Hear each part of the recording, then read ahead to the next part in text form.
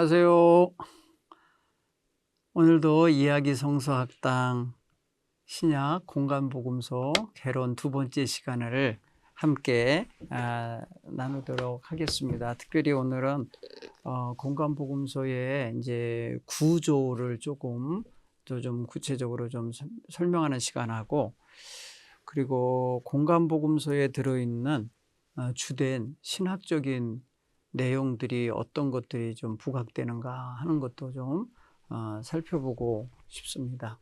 그리고 시간이 만약에 된다면 복음서에 나오는 비유들 특별히 어떤 비유가 어느 복음서에 주로 들어있고 어느 복음서에는 안 들어있고 하는 그런 구별하는 시간들도 좀 가져볼 수 있으면 좋겠는데요. 그런 면에서 생각해보면 좀 우리가 지난주의 것들을 조금 기억하고 계셔야 도움이 될 거라는 생각이 듭니다. 공간복음서에 마태, 마가, 누가 있다고 그랬을 때 이 세 복음서는 순서대로 배치되어 있는 순서대로 기록된 건 아닙니다. 그 나이를 따지면은 마가복음이 제일 형이에요. 형. 먼저 태어났어요, 마가복음이. 그 다음에 마태복음과 누가복음이 거의 비슷한 시기에 나오는데 마가복음이 나온 이후 한 20여 년 지난 다음에 나왔다고 신학자들은 그렇게 찾아내요. 그렇게 읽어냅니다. 그렇게 보면은 성경은 배치된 순서대로 태어난 게 아니라는 거예요. 신약 성경을 예를 들어서 27권 가운데 제일 형을 찾으라 그러면 데살로니가 전서예요. 데살로니가 전서, 그 다음에 후서, 서신서들이, 편지들이 복음서보다 훨씬 먼저 기록된 책들입니다. 서신서의 주된 저자가 사도 바울이잖아요. 사도 바울은 아주 박식하고 공부를 많이 한 그런 학자예요. 율법 학자 출신이란 말이에요. 그래서 그가 복음 전하면서 이방 지역을 다니면서 복음 전하면서 전하고 지나간 교회를 또 미처 다시 못 찾아가니까 그 교회에 이런저런 문의가 오고 상담이 오고 막 이러니까 편지를 통해서 돌봐줬어요. 그렇기 때문에 서신서가 먼저 교회 공동체에 등장하기 시작한 거예요. 복음서가 정리돼서 나오기 이전에. 그러니까 사도 바울은 예수님 부활 승천하신 이후에 전도자들의 전도가 한참 전개될 때 그 교회를 핍박하기 위해서 나섰던 유대인이잖아요. 바리새인.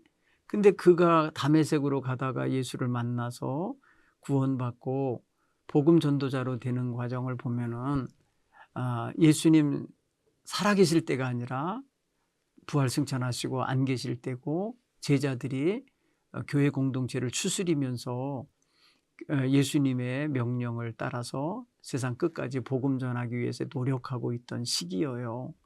그럴 때에 예수를 믿게 된 사도 바울은 예루살렘 공동체의 지도자가 되는 예수님의 제자들 그룹 속에 못 들어가요. 거기에 머물러 있지 못하고 그는 저 이방 지역, 지금으로 말하면 시리아죠. 시리아 다메섹으로 가서 그곳에서 처음 만난 아나니아라는 사람의 도움을 처음으로 받게 되고, 거기서 조금 더 북쪽으로 가면은 이제 안디옥이라고 있는데, 안디옥에 바나바라고 하는 사람과 공동 사역을 하면서 이 안디옥 교회를 중심으로 이방인 교회가 활성화되게 되는데 일조합니다. 그러다가 성령의 인도하심을 받고 선교사로 파송을 받는 게 이제 사도행전 13장의 이야기가 기록되어 있잖아요. 그러면서 나가서 복음 전하는 교회들이 바로 소아시아, 아시아 교회들이에요. 갈라디아 지역의 많은 교회, 또 16장 이후에는, 사도행전 16장 이후에는 저 유럽의 빌립보 교회, 데살로니가 교회 쪽으로 이제 이동하게 돼요. 그래서 사도행전 16장, 17장이 바로 유럽 전도가 시작된 지점인데 거기에서 먼저 만들어지는 교회가 빌립보 교회고 그 다음에 또 이동해서 세워지는 교회가 데살로니가 교회인데 그 데살로니가 교회에 보낸 편지가 신약 성경에서는 가장 먼저 태어나요. 가장 먼저 기록이 된 문서예요. 그러니까 공관복음서를 공부하면서 마태복음을 제일 먼저 신약 성경을 떠들러 읽게 되기 때문에 거기가 제일 먼저일 거라고 생각하면 그거는 이제 신학적인 시각을 갖지 못한 일반적으로 생각하는 그런 좀 뭐랄까요? 단순한 생각이죠. 하여튼 뭐 우리가 시기가 중요한 건 아니죠. 어차피 지금으로 생각하면 2000여 년이 다 지난 책들이니까 그런 면에서는 어느 때가 뭐 더 기록 연대가 앞섰다고 해서 중요하고 기록 연세가 몇십 년 늦었다고 해서 안 중요하고 그런 건 아니에요. 어쨌든 중요한 건 우리가 이제 공관복음서를 보면서 책 순서대로 기록된 건 아니고 먼저 마가복음이 기록되고 마가복음이 토대가 돼서 뼈대가 돼서 마태복음은 거기에 더 살붙이기가 이루어져서 예수님의 교훈과 가르침과 설교 내용들이 더 많이 추가되고 탄생 이야기와 족보 이야기가 추가되고 예수님 부활 승천하시는 이야기가 추가되는 그런 장면들을 보면서 이제 우리가 마가복음과 마태복음의 차이를 알 수 있잖아요. 그리고 마태복음과 누가복음의 차이도 우리가 양적인 차이도 한 4장 차이 나지만은 아예 시각 차이가 이 복음서를 읽어야 할 대상 차이가 있어요. 한 사람 한쪽 마태는 유대인들을 중심으로 읽게 하는 성경이라고 복음서라고 한다면 누가복음은 당시 사회에서 유대 사회에서 소외되거나 외면당했던 이방인들과 여인들, 가난하고 사회적으로 약자들 그들을 추스리는 공동체에서 주로 사용했을 거다 이렇게 신학자들은 이해를 합니다. 그리고 마태복음에 대해서는 우리가 얼른 알겠지만 누구 이름으로 딱 돼 있냐면 마태라는 사람으로 이해가 되는데 마태는 예수님의 제자 가운데 예수님이 갈릴리 어느 지역에 가버나움 지역이든가요 세관에 앉아 있었던 세리를 부르셔서 너는 나를 따르라 해갖고 예수님의 제자로 모든 걸 내려놓고 따랐던 세리 출신의 제자잖아요. 마태복음은 그 세리 출신의 제자인 마태가 예수님에 대한 자료들을 많이 확보하고 그 확보된 자료를 가지고 지금 마가복음을 뼈대로 해서 그 위에다가 덧입히고 더 채웠다 이렇게 생각하게 되는 거죠. 그래서 마태복음의 특징을 먼저 한번 살펴보면 예수님을 구약의 예언을 통해서 암시되고 제시됐던 구세주 메시아로 강조하고 있다라는 것을 우리가 이제 찾아 읽어내셔야 돼요. 마태복음은 예수님이 오실 거라고 하는 예수라는 단어가 아니라 당시에는 이제 처녀가 잉타여 한 아들을 낳으리니 하는 그 이사야의 예언 또 많은 선지자들과 또 모세가 예언한 예언의 성취자로서 오신 분이다라는 걸 강조하고요. 족보가 추가되어서 1장에 나오지 않습니까? 그 족보 이야기 보면 아브라함의 자손으로 시작하는 족보라는 걸 알 수 있어요. 예수님이 그러니까 아브라함의 자손으로 세상에 오신 분이다. 그 다음에 다윗 그 가운데 또 이제 다윗의 이야기를 또 강조하거든요. 14대 14대씩 나눠갖고 다윗의 후손이다라는 거 하고 거기에 왕권 예수 그리스도가 가지신 왕권이 강조된다라는 걸 알 수 있어요.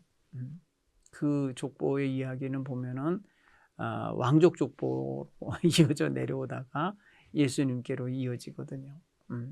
또 산상설교나 또 기타 제자도에 대하여 가르치는 설교나 비유의 설교나 그다음에 그 예루살렘 지도자들과 논쟁하는 가운데 최후의 그 때, 곧 임박한 종말의 때에 이루어질 일들에 대한 그러한 설교를 보면은 예수님께서 하시고자 하시는 말씀의 초점이 무엇인지를 우리가 마태복음을 통해서 간파할 수가 있습니다. 그리고 특별히 마태복음에는 구약 성경을 조금 많이 인용한 부분이 있다 그랬잖아요. 뭐 어떤 일을 해놓으시고 난다 해놓고 기록된 이야기 속에 이는 선지자를 통하여 말씀하신 바와 같이 이루려 함이라, 뭐 이루어졌다, 뭐 이런 식의 표현들이 있음으로써 구약과 계속해서 연결해 가는 표현들이 등장합니다. 그리고 좀 후기 문서라 마가복음보다 좀 후대에 기록된 거라서인지 몰라도 교회라는 단어가 들어요. 교회. 마태복음의 교회라고 하는 부분을 교회라고 하는 그 단어가 에클레시아라는 단어가 2번이 더 언급되는 자리가 나오는데 바로 예수님의 생애가 터닝 포인트가 이루어지는 가이사랴 빌립보에서 예루살렘을 향하여 이제 발길을 옮기시는 그 지점, 베드로가 신앙 고백을 했을 때에 그를 축복할 때 그 축복의 말씀 속에 들어있어요. 바요나 시몬아 네가 복이 있도다. 이를 깨닫게 하니는 네 혈육이 아니라 하늘에 계신 내 아버지시니라 이러면서 말씀하시면서 축복한 게 내가 이 반석 위에 내 교회를 세우리니 하면서 음부의 견사가 이기지 못하리라 할 때에 그 교회라는 단어. 그 다음에 제자도를 가르치는 18장에 가면은 말 안 듣는 사람, 뭐랄까요, 죄악에 물든 사람을 가서 권면할 때 2사람이 가고 증인이 같이 가고 뭐 이렇게 하다가 나중에 교회가 그에게 다가서야 하고 또 교회의 말을 안 들으면 외인처럼 취급해라 하는 때에 그 교회가 그냥 공동체에 나와요. 그런 면에서 보면 교회 공동체가 이미 형성된 시기에 기록되었음을 알게 해주는 단서죠, 이런 게. 그죠? 자, 그래서 이제 마가복음을 토대로 기록된 마태는 이러한 특징을 가지고 있다라고 하는 것을 지난주와 함께 조금 더 살펴본 거고요. 마가복음도 역시 그 구조를 보면은 족보도 없고 탄생 이야기도 없어요. 굉장히 급하게 기록됐다는 인상을 받는 건데 예수님이 세상에 오셔서 공생애를 시작하는 부분, 공생의 부분만 기록을 하고 있다는 걸 알 수 있어요. 그러니까 짧죠. 마가복음은 짧아 16장으로밖에 안 돼 있고 그러면 이 마가는 이 짧은 이야기를 왜 급하게 쓸까라는 거는 지난주에 제가 설명한 것처럼 그 고난의 시기가 왔어요. 이스라엘 백성이 위기에 놓였어요. 로마로부터 완전 파괴를 당하고 추방령을 당하고 교회가 핍박을 당하며 부서지는 지경에 이르렀을 때에 배교하거나 신앙에 탈진을 하고 빠져나가는 사람들을 붙잡고 세워내기 위하여 하고 있는 걸로 성경은 읽어내고 있어요. 그래서 예수님이 기적을 일으키실 수 있는 놀라운 예수님인 것을 인식시키면서 예수님 믿으라고 그렇게 권면하고 있는 말씀인 거죠. 그러면 이 마가는 누구냐? 이 저자 마가에 대한 기록에 마가라는 사람은 예수님 제자가 아니잖아요. 여러분 예수님이 마가를 무슨 뭐 이렇게 제자로 삼았다는 이야기 못 들어보셨죠? 그럼 마가는 어디서 등장합니까? 바로 예수님의 순환당하기 위해서 예루살렘에 오셨을 때에 마가의 다락방 이야기할 때 그 마가의 집이에요. 그게 마가의 어머니 마리아 그리고 그 집에 제자들이 머물렀다는 거 아닙니까? 그리고 나중에 그 마가의 다락방에서 예수님 승천하신 후에 오순절 성령의 강림 역사를 경험하기 위해서 기다릴 때 거기서 전심으로 기도하며 모여서 서로 주님의 교훈을 나누고 있었던 거 아닙니까? 마가 거기서 등장해요, 이 마가. 그런데 사도행전에 이렇게 읽다 보면요, 마가는 누구라고 표현하냐면 사도 바울을 교회에 이렇게 세워냈던 바나바라는 인물이 있어요. 위로자요. 교회에서 이끌림을 받는 인도장, 안위자, 위로자라는 별명을 가진 바나바. 그의 이름은 요셉이죠. 레위 지파 사람이고 구브로 사람이고. 근데 그의 조카라, 생질이라고 표현되지, 생질. 그렇게 생각해 보면요. 아, 마가는 예루살렘에서 살고 있었던 바나바의 조카였구나. 그렇게 생각해 보면 그곳에서 마가는 제자들과 함께 모여 지내는 동안에 제자들을 통해서 많은 예수님 이야기를 접했겠구나. 예수님 살아생전에도 그 집에 들어가서 최후의 만찬도 하시고 제자들 발을 씻겨주시기도 하고 그러시면서 쉬었던 집이기도 하잖아요. 그러니까 예수님도 생전에 본 거예요. 목격한 거예요. 그리고 예수의 제자들이 마가다락방을 중심으로 초대교회를 세워내기 시작한 거 아니에요. 그래서 첫 번째 교인 명단에 마가가 들어있었을 거예요. 첫 번째 교회, 그 예루살렘 교회의 그 수장이 누굽니까? 바로 베드로 아닙니까? 그래서 신학자들은 마가를 베드로의 동역자였을 것이다, 제자였을 것이다, 이렇게 유추하고 해석합니다. 왜? 예루살렘 공동체의 주된 멤버 중에 한 사람이죠. 자기네 집을 교회 되게 만든 사람 중에 한 사람이잖아요. 그 가족이 함께 했으니까. 그렇게 생각하면 마가는 상당히 중요한 역할을 하는 사람이라는 걸 알 수 있어요. 그리고 마가복음은 그가 그래서 예수님의 그 위대한 이적 이야기 많이 들었는데 그거 내가 정리해서 우리 성도들한테 흩어지지 않도록 그 읽게 해야 되겠다 해갖고 기록했을 수 있죠. 네. 자, 그래서 예수님의 이야기를 조금 비교적 짧게 급하게 예수님의 이적과 기사, 아주 슈퍼스타 같은 위대한 예수님을 부각시키는 이야기 중심으로 기록이 된 게 아닐까 이렇게 추측도 하면서 이해를 하고 있는 겁니다. 특별히 예수님의 그 거침없는 그런 행동 내지는 능력, 기적을 일으키는 그것들 상당히 뭐랄까 이게 박진감 있게 빠르게 이렇게 전개해요. 어떤 이야기가 있으면 예수님의 이야기를 곧 이렇게 됐다 뭐 이런 식으로 해갖고 표현을 자주 그런 이야기를 반복적으로 씁니다.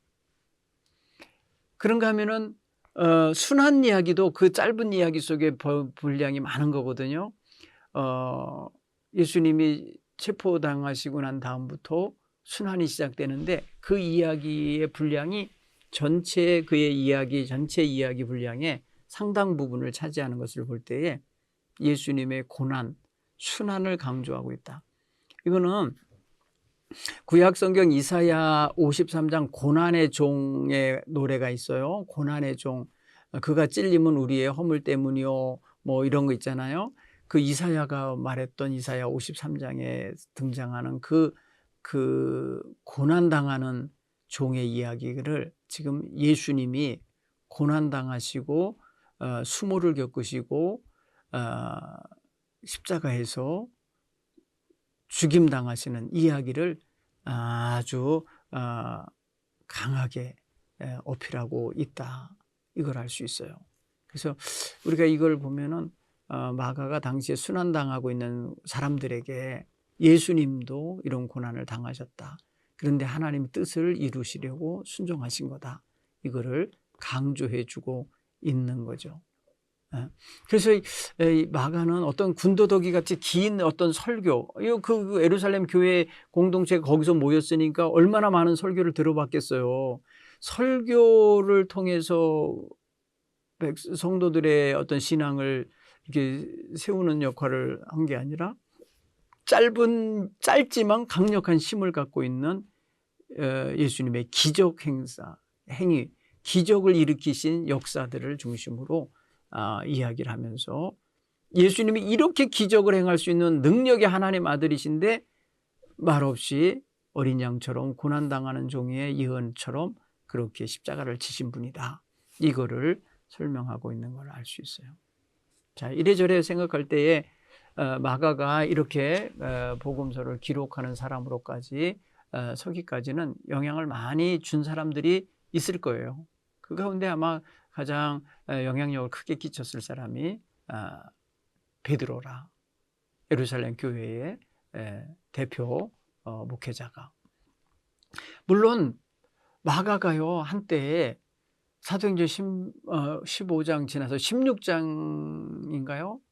15장 끄트머리쯤 보면은 무슨 일이 있었던 걸 알 수 있냐면, 마가가 1차 해외 전도 선교를 나갔던 사도 바울을 한때 따라다녔었어요. 그래서 사도행전 13장에 보면은 이제 사도 바울과 바나바가 해외 선교사로 하나님의 보내심을 받고 떠날 때에 어떻게 마가가 거기 동행을 했어요. 근데 마가가 구브로 지역의 선교를 마치고 이제 내륙으로 갈라디아 지역으로 왔을 때 말도 안 하고 도망치듯이 예루살렘으로 돌아와 버려요. 사도 바울이 되게 실망을 해요. 그때 뭐 이런 녀석이 다 있나? 끝까지 동행을 하지 않고 중간에 온다 간다 말 없이 도망을 칠 수 있냐? 간다나 가버렸나? 이래가지고 상당히 기분이 언짢아한 것 같아요. 그러니까 보면 마가가 초기에 어떻게 연결됐든지 간에 바나바가 그의 삼촌이니까 바나바를 따라서 사도 바울과 함께 선교 여행을 갈 때 동행했던 거예요. 맞아요. 그런데 그가 나중에 도망쳐서 왔듯이 외면하고 왔든지 선교 현장을 떠난 것 때문에 사도 바울은 그에 대한 이미지를 좋지 않게 가져요. 그것 때문에 16장에 이제 다시 복음 전하러 갈 그 상황에서는 바나바와 바울이 갈라서는 일이 벌어지잖아요. 그래서 너는 너 갈 길 가, 나는 내 갈 길 갈게 하면서 갈라지게 될 때 그 원인이 바로 뭐냐? 마가예요. 바나바는 자기 조카인 마가를 다시 데리고 가자. 그래서 다시 좀 데리고 가서 선교자로 세워내는 거 하자라는 어떤 그런 입장이에요. 마가를 두둔해주는 입장. 근데 사도 바울은 난 싫다. 걔 데리고 가면 나 안 가겠다. 돌아가지 못 가겠다 해갖고 다퉜다는 거예요. 굉장히 다퉜다고 성경 사도행전 15장 말미에 기록이 돼 있어요. 그거 생각해 보면 마가는 그 당시에 핫한 사람이었던 거예요. 그래서 생각해 보면은 그런 사람이 어떻게 나중에 사도 바울이 디모데에게 편지할 때 그 마가를 내게 데리고 와라 이렇게 하면서 다시 그를 찾고 그가 나에게 유익한 자로다 이런 말을 할까요? 그거는 뭐랄까요? 그 마가가 변했다는 뜻이죠. 마가가 왜? 바나바가 데리고 갔으니까 바나바가 그를 잘 챙겼을 것 같아. 그래서 이 예루살렘 공동체에 좋은 영향을 주는 베드로와 그의 삼촌 바나바에 의해서 좋은 믿음의 사람으로 회복되고 길러진 인물 같아요. 그리고 그의 인생 말미쯤에 이렇게 마가복음서를 정리하여 기록해내지 않았을까. 그러니까 예루살렘 공동체가 참 좋은 책을 얻게 되는 기회가 만들어지지 않았나 싶습니다. 그렇게 생각해 보면요, 이 마가의 역할을 나쁘지 않죠. 마가의 역할, 그러니까 사도 바울이 단정적으로 말하던 때에 결론 난 게 아니라 계속해서 성장했다는 거고, 그가 변했다는 거고, 그가 훌륭한 주님의 일꾼으로 성장 발전했다는 것을 우리는 마가복음이 기록된 걸 보면서 알 수가 있어요. 끝까지 교인으로 남아 있었고 끝까지 주님을 증거하는 사람 편에 서 있었다는 걸 알 수가 있죠. 그렇죠? 그런 면에 있어서 마가는 마가복음을 기록한 것으로 인해서 유명해진 거예요. 예수님이 제자도 아닌데, 그렇죠?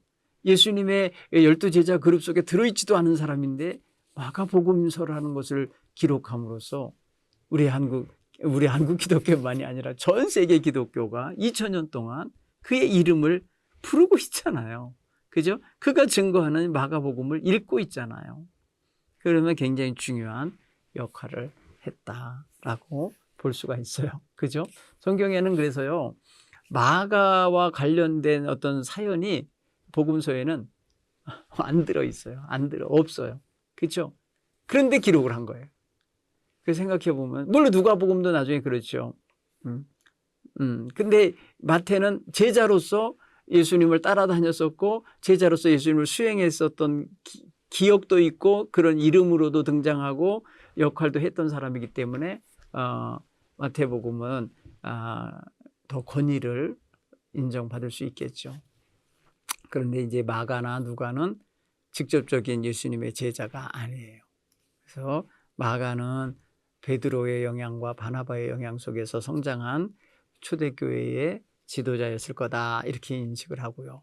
누가는 사도 바울의 이제 뭐랄까 주치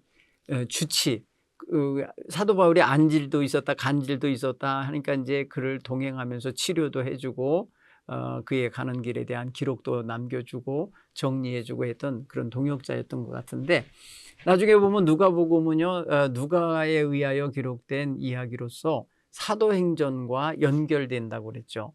사도행전도 데오빌로 각하여, 제가 지난번 글에는 예수의 뭐 탄생부터 어디까지 이야기를 했는데 이번에는 이제 뭘 합니다라고 하면서 그 누가가 속편 복음서처럼 누가복음 속편처럼 쓴 것이 바로 사도행전이라는 걸 알 수가 있어요.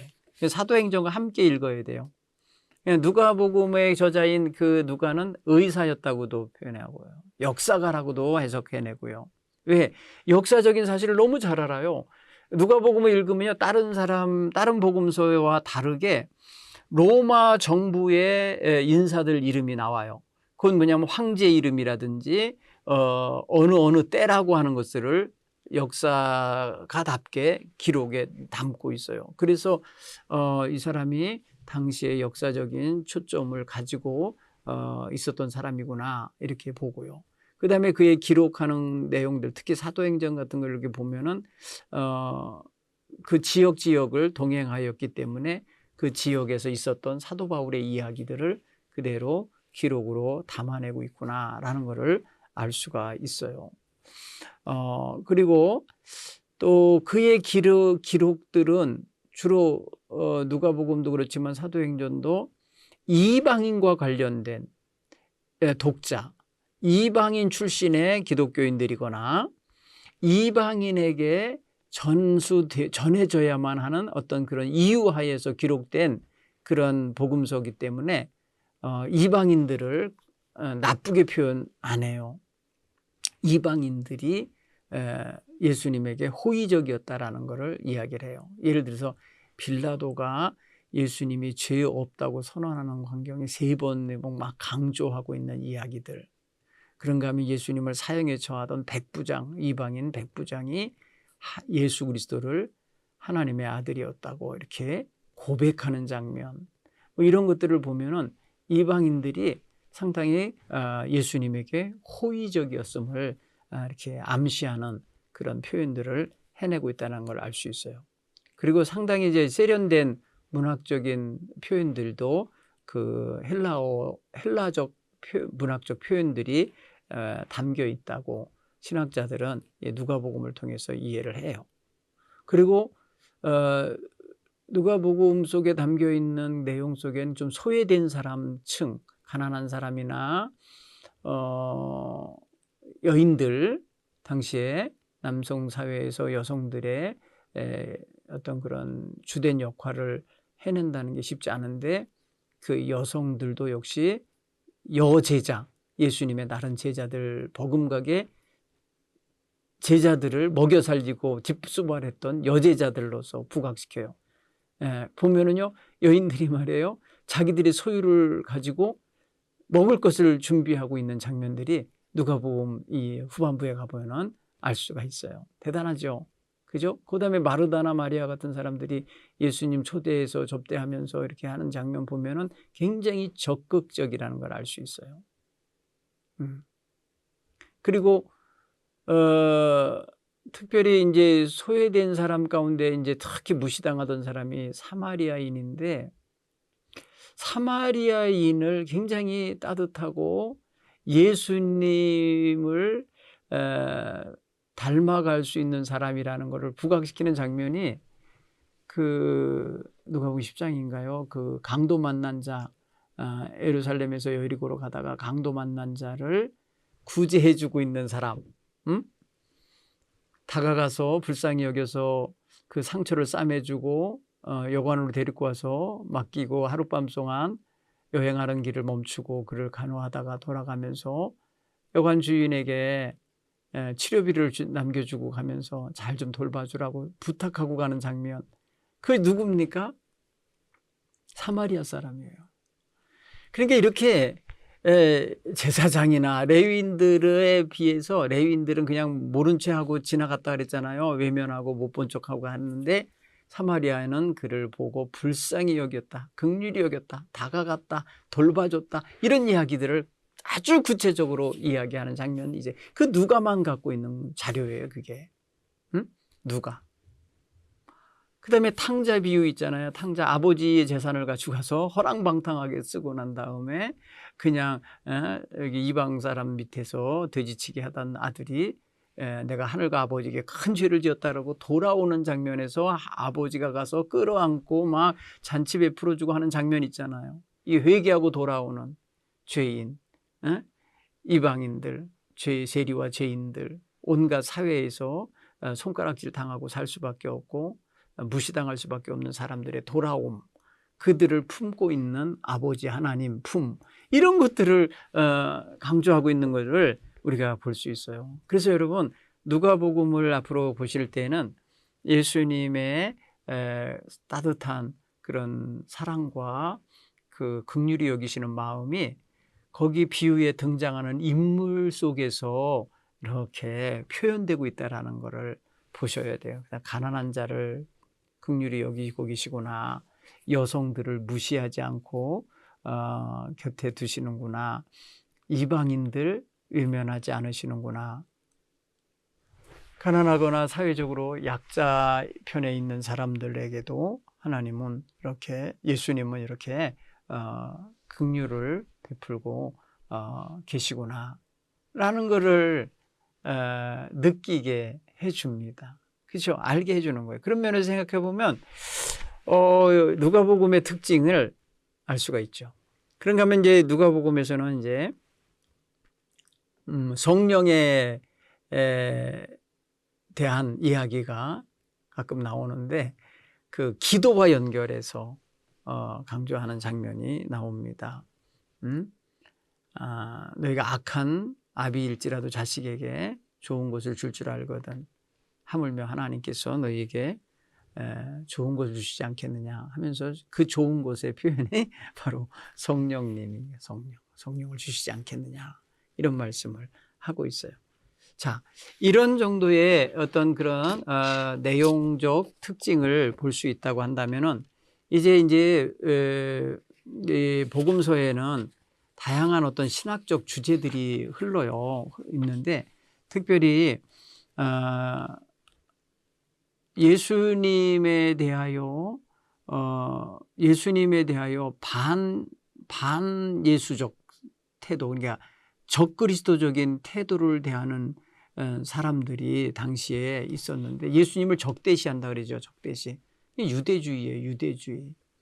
유대주의에 대한 어떤 그런 뭐랄까요, 예수님의 뭐랄까 비판적이고 꾸짖고 책망하는 이야기가 특히 강조돼서 나오는 부분이 바로 마태복음이에요.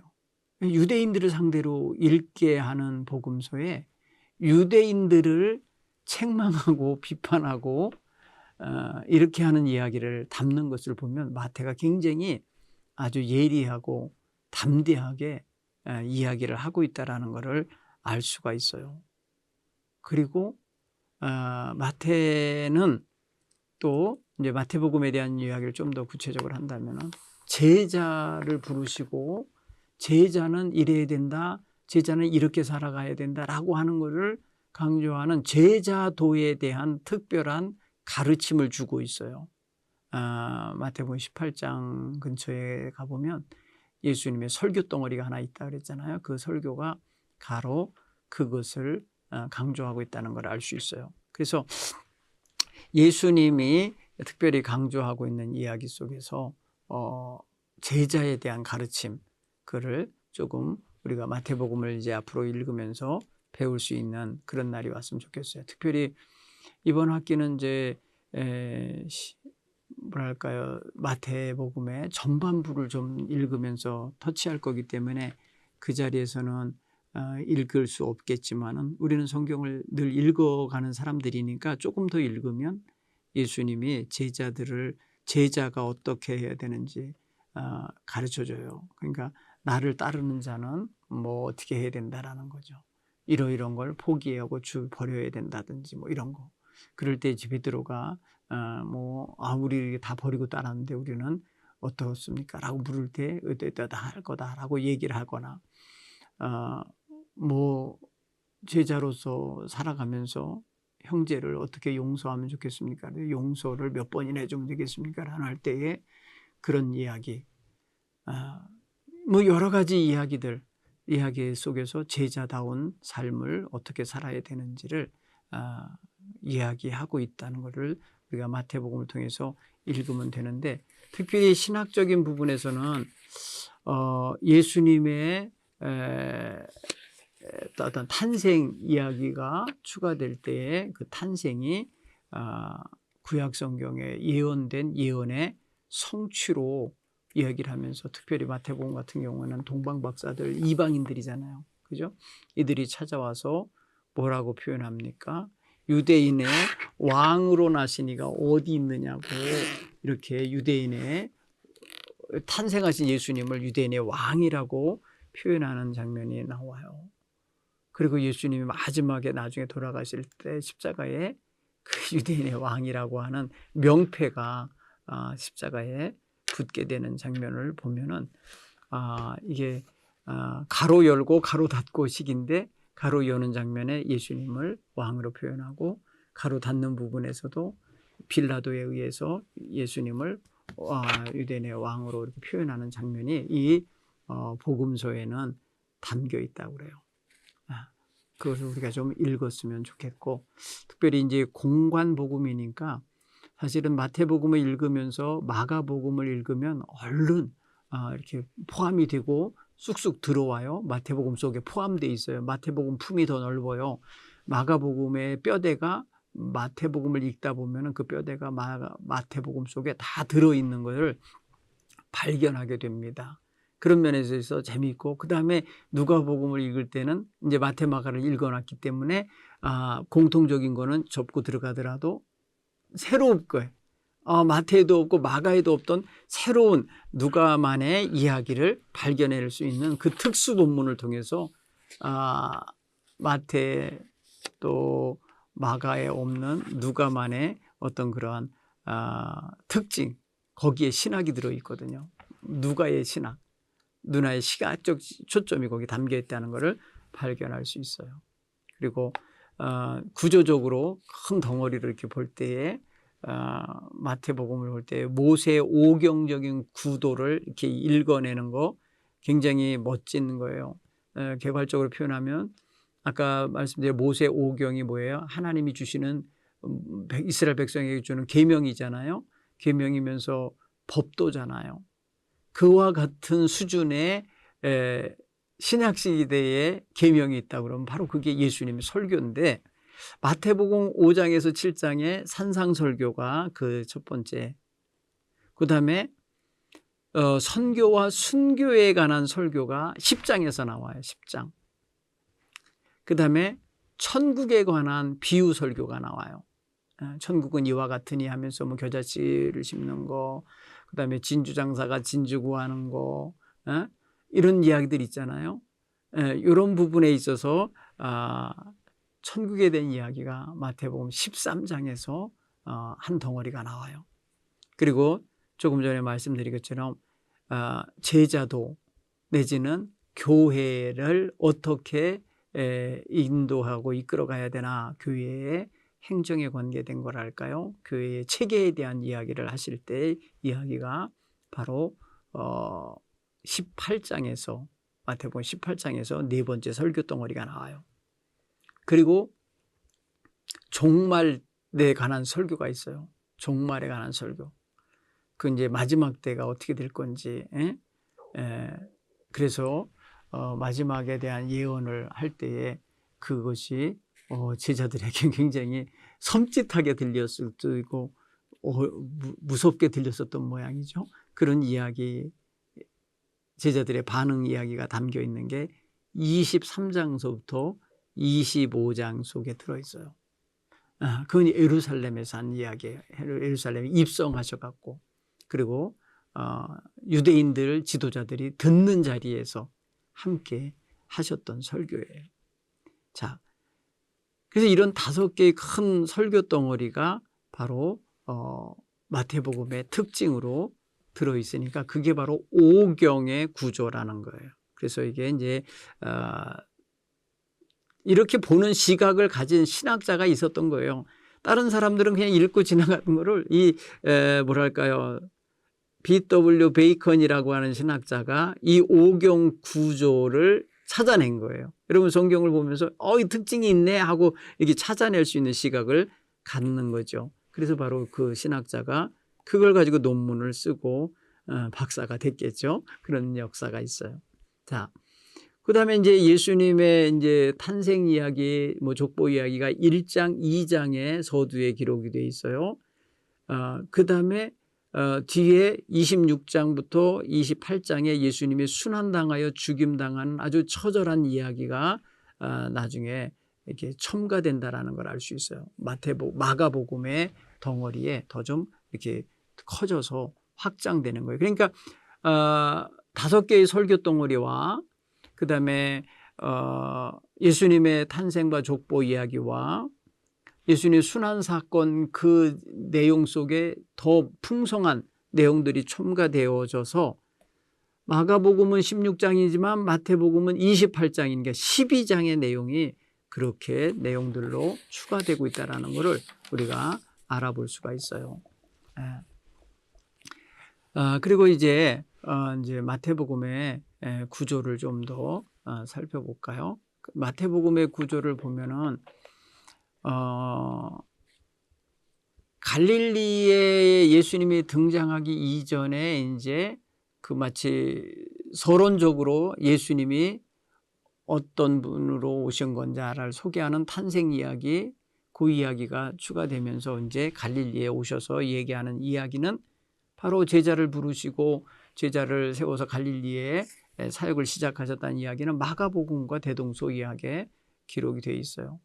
그게 1장, 2장 족보하고 예수님 탄생 이야기, 애굽으로 피난 갔다 돌아온 이야기, 이런 이야기는 다른 데 없어요. 마태복음에만 있어요. 그 이야기를 특수한 이야기를 담아내고 난 다음에 마가복음의 뼈대를 그대로 따라서 이제 이야기를 시작하는데 바로 세례 요한 이야기, 세례 요한이 잡혔던 이야기며 그다음에 갈릴리에 오셔서 예수님이 사역을 시작하며 제자를 찾아 부르시는 장면 이야기가 바로 이어지는 거예요. 그리고 나서 갈릴리에서 제자들뿐 아니라 많은 회중들이 모이는 산상설교가 7장까지 이어지게 돼요. 그리고 이제 8장, 9장 이쪽에서 이제 예수님이 선교하는 거 하고 선교에 대한 거, 하나님의 선교, 이마고데이, 미쇼이데이죠, 미쇼데이. 그다음에 순교, 죽음에 대한 선교에 대한 설교가 이제 이어지게 되는 거죠. 그렇게. 자, 그렇게 나가고 이제 11장에 가면은 이제 예수님께서는 이제 어떤 그 가르침을 12 제자에게 명하셨고 그들로 하여금 가서 복음 전하도록 파송하고 둘씩 나가서 하고 하는 이야기들 나오게 됩니다. 그리고 이제 천국에 관한 설교를 이제 비유, 진주장사 비유, 무슨 이렇게 비유로 설명을 하시는 장면이 이제 천국은 이와 같으니 하면서 설명하는 이야기가 이제 13장에 등장을 하게 되고요. 그리고 13장부터 이제 13장 54장부터 17장 21절까지는 이제 뭐랄까요? 여러 가지 이제 마가복음에서 이야기하는 것과 같은 이야기들이 거기 같이 들어 있어요. 그리고 18장은 또 마가복음에 없는 교회에 관한 교회론에 대한 설명 들어 있어요. 그리고 이제 19장에서 22장은 역시 마가복음의 구조를 그대로 담아오는데 마가복음은 아마 이쯤 되면 한 13장, 14장, 15장 이런 게 될 거예요. 그 전 거예요. 이제 예루살렘에 들어오셔서 이제 뭐랄까요? 환영받으시고 난 다음에 이제 며칠 머무는 주간에 성전에 가셔서 종말에 대한 설교하시던 그런 장면들, 이런 것들이 이제 추가로 25장까지 23장, 24장, 25장 이렇게 들어가요. 여기서 굉장히 이제 예수님의 말씀이 아주 강도가 세지죠. 뭐 회칠한 무덤에 독사의 자식들아 뭐 이런 말들 나오고, 정말 어떻게 보면은 굉장히 예수님이 당시에 썩어버린 그 유대 종교 지도자들의 세계를 신랄하게 비판하시는 이야기도 이 속에 들어있어요. 그래서 어떻게 보면은 예수님이 마치 당시 유대 사회 지도자들을 대항하여 말씀으로 싸우고 있는 장면 같은 그런 장면이 나와요. 그리고 26장부터 28장까지는 예수님의 순환 이야기가 이제 조금 뭐랄까요, 심도 있게 넓게 다뤄지고 있다라는 것을 볼 수가 있습니다. 자, 이렇게 해서 이제 마태복음의 기본적인 구조를 이제 설명을 했어요. 마가복음하고 누가복음의 구조는 이제 그 책 공부할 때 하도록 하겠습니다. 그래서 오늘 이렇게 서론적인 이야기 두 번째 이야기를 했고요. 이제 비유에 대한 이야기를 조금 개괄적으로 좀 설명을 한다면요. 비유가 많아요, 성경에. 그래서 이단 사상자들이 이 비유를 가지고 오늘날 많은 성도들을 현혹하죠. 이 비유를 잘못 해석하는 게 문제가 되는 건데, 그래서 이제 비유의 말씀이 상당히 많은데 이 비유의 말씀 속에서 우리 성도들이 조금 감을 좀 잡아야 되는데, 비유는 말 그대로 그 비유 속에는 본래 말씀하고 싶으신 예수님의 의도가 담긴 거거든요. 그 비유의 말씀 속에는 본 뜻이 다른 게 있는 거예요. 그거는 그냥 비유이고, 비유는 포장지라고 표현한다면 포장지 속에 선물이 들어있듯이 그 비유 이야기 속에 예수님이 하고 싶은 이야기가 담겨 있어요. 그래서 우리가 이제 마태복음에도 또 누가복음에도 마가복음에도 비유가 이제 공통적으로 들어오는 것도 이제 공통적으로 쓰고 있는 비유도 있지만 특별한 복음, 그러니까 특별한 비유가 따로 담겨 있는 내용들이 있다. 한번 좀 볼게요. 특별히 여러분 이제 그냥 듣기만 하시면 돼. 이걸 어디에 있다고 이제 일일이 찾아가는 건 나중에 하면 되니까. 씨 뿌리는 자의 비유 다 아시죠? 제일 먼저 등장하는 비유인데 이게 세 복음서, 공관복음서 다 있어요. 그다음 악한 포도원 농부를 비유하는 거 있어요. 악한 포도원 농부, 포도원 세를 안 내고 세 받으러 간 사람, 종들 죽이고 핍박하고 뭐 이런 이야기 있죠. 이거 세 복음서에 다 나와요. 겨자씨 비유 세 복음서에 다 들어있어요. 소금이 맛을 잃으면 무엇으로 짜게 하려고 소금의 비유 세 복음서에 다 있어요. 근데 이제 여기서요, 마가복음에는 없고 마태와 누가복음 두 복음서, 양쪽 복음서에 있는 게 있어요. 이게 뭐냐면 잃은 양 비유. 주인이 큰 잔치를 열고 손님 초대하는 이야기 비유 있어요. 이거 마가복음에는 없어요. 근데 마태와 누가에는 있어요. 누룩 비유, 누룩이 온 똑덩이에 퍼지게 된다는 누룩 비유, 이거 마태와 누가복음에만 있어요. 달란트 비유, 이것도 역시 마태와 누가복음에만 있어요. 그 다음에 지혜로운 건축자가 누가와 마태에는 나와요.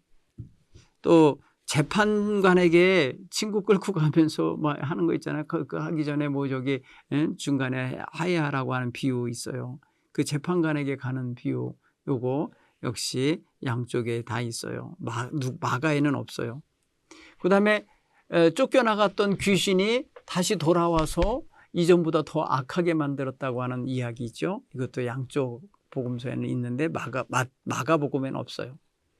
그 다음에 장터에서 노는 아이가 피리 불고 북치고 막 저기 하는데 춤추지 않는다고 하는 이야기가 담겨 있어요. 그것도 비유인데 그것도 역시 마태와 누가에는 있는데 마가에는 없어요. 그 다음에 청지기 비유 있어요. 신실한 종과 신실하지 못한 청지기 이야기 있는데 이거 역시 약간의 모양은 다르지만은 비유가 나옵니다. 양쪽에 마태와 누가복음에.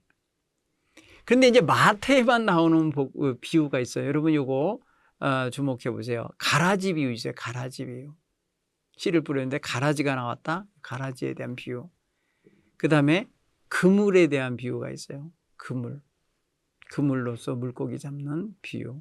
그 다음에 감추인 보화를 찾아서 이렇게 그 밭을 샀다라고 하는 그 비유랑 진주, 값진 진주를 만났을 때 그 진주를 샀다.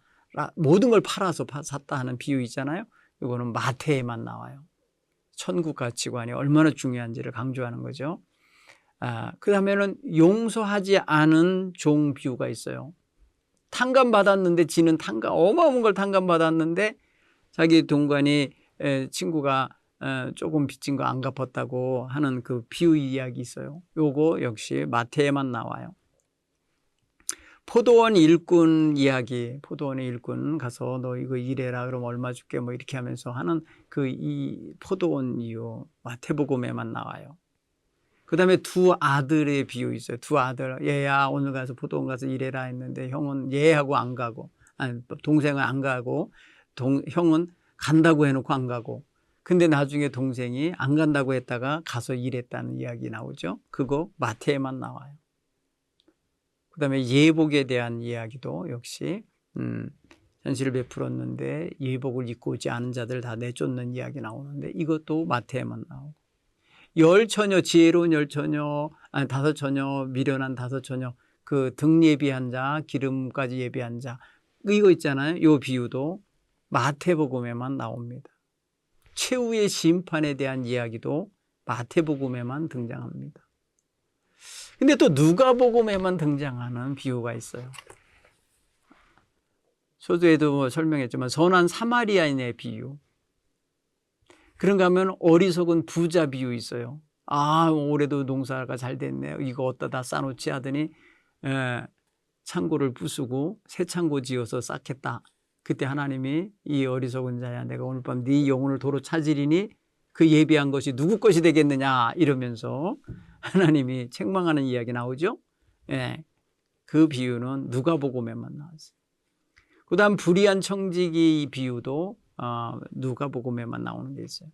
부자와 거지 나사로의 비유도 누가복음에만 나와요. 탕자 비유도 누가복음. 밤중에 막 찾아와서 떡 좀 달라고 친구를 찾아와서 붕 두드리는 친구에게 주는 떡을 내주는 친구 비유, 이것도 누가복음에 나와요. 또 가부가 매일 가서 이 불의한 재판관의 집을 두드려서 내 억울한 사정을 풀어주세요 하는 비유의 말씀이 있어요. 그것도 누가복음에만 나와요. 부르짖어 기도하라고 하는 걸 가르치는 장면에서 나옵니다. 그런가 하면은 바리새인과 세리가 성전에서 함께 기도하는 장면이 있는데 세리는 가슴을 치면서 통회자복하는데 바리새인은 뻣뻣하게 서서 교만하게 기도하는 장면이죠. 이 장면 역시 누가복음에만 등장해요. 여기서 세리는 죄인인데 누가복음이 누구를 강조해 주고 있다는 거 뭐냐? 세리같이 소외된 사람. 그렇죠? 또 열매 맺지 못하는 무화과 나무 비유, 이것도 역시 누가복음에만 등장하고요. 또 망대 건축자와 전쟁을 준비하는 왕의 비유가 나오는데 그것도 역시 누가복음에만 등장합니다. 여러분, 그래서 이제 공간복음서에는 이런 비유들이 많이 등장하면서 비유를 통해서 예수님이 자신의 가르침을 강화시키시고 구체화시키시는 장면이 나와요. 그리고 그 비유를 제자들에게 따로 해석도 해주시고 이렇게 의미를 알게 해주는 장면이 나옵니다.